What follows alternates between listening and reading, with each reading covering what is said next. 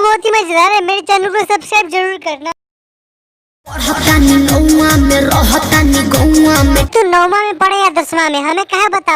Tension भइल रहता। अरे अभी मैट्रिक में नहीं बा तो फिर टेंशन काहे का।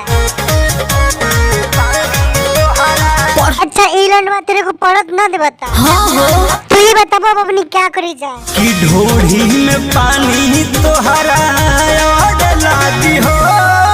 ढोरी में पानी तो अर्थ बा, एकर मतलब क्या बा? मुझे हो जवानी तोहार चढ़े लागी हो सोना। अरे ढोरी में पानी न अर्थ बा तो एकर मतलब जवानी उतरत बानी। कुछ के नहीं जानकारी बहो, लाइन मारे वाला काम जारी बहो।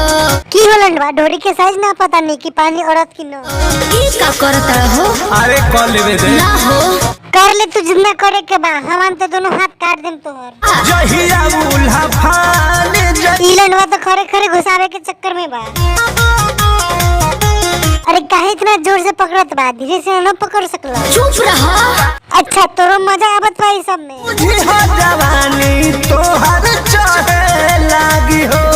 ई लड़की के तो पता न, लेकिन तोर जवानी चढ़ चढ़ के बोलत बा। का हो है शिल्पी राज सब काज मोर भी कोहरे लगी हो। बाप मतारी तोरा के पढ़े लिखे ला भेजला, आ तू यहाँ पे जंगल में मंगल करती है। हाँ जी करो ना, खूब करो मजा, हम जाता नहीं बोले। चल झूठा।